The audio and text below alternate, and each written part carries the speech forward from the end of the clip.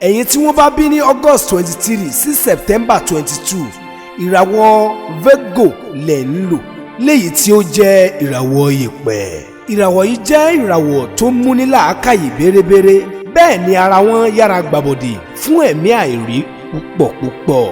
ẹ̀mí òkùnkùn sábà máa ń dà wọ́n láàmú, ṣùgbọ́n èyí tó bá súnmọ́ Ọlọ́run ọba nínú wọn pẹ́kípẹ́kí wọ́n máa ń rí àánú Ọlọ́run gbà.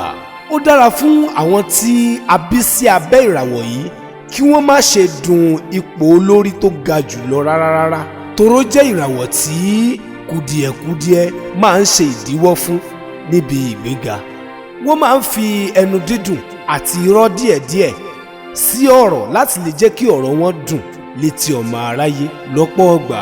planẹ̀tì Mercury ní olùdarí ìràwọ̀ yìí, léyìí tí àwọ̀ tó bá ìràwọ̀ yìí mu jẹ́ navy blue àti àwọ̀ aró dúdú, ìyẹn grey colour. ẹ̀mí òkùnkùn sábà máa ń lo àwọ̀ àwọn tá a bá bí sí abẹ́ ìràwọ̀ yìí láti fi ṣiṣẹ́ ẹbí.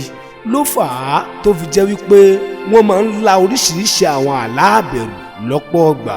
tí wọn ò bá súnmọ́ Ọlọ́run dáadáa, ó ṣeé ṣe kí àwọn ẹgbẹ́ òkùnkùn kí wọ́n ó yá wọn lò láti darapọ̀ mọ́ wọn. You know, I told you that their spiritual body easily reflects to spiritual plane.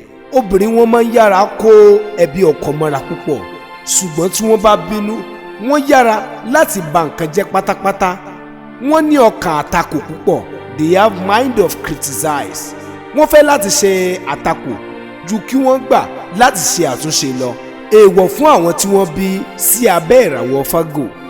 wọn kò gbọdọ̀ jẹ ẹran màálùú púpọ̀ jù. wọn kò gbọdọ̀ ṣẹ́ oyún fún yàn àbí ṣẹ́ oyún, ó lè fa àìsàn àìrọ́mọbí tó bá yá. wọn kò gbọdọ̀ gba obì jẹ lọ́wọ́ ẹnikẹ́ni o.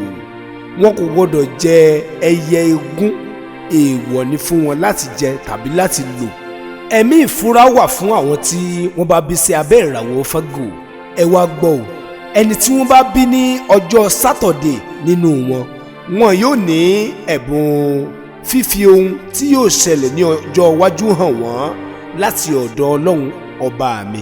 ẹni bá súnmọ́ Ọlọ́run pẹ́kípẹ́kí nínú wọn, Ọlọ́run ó máa lò ó gẹ́gẹ́ bí ọkọ́ àti àdá tí yóò sì máa rí ìṣípayá tó dáa púpọ̀.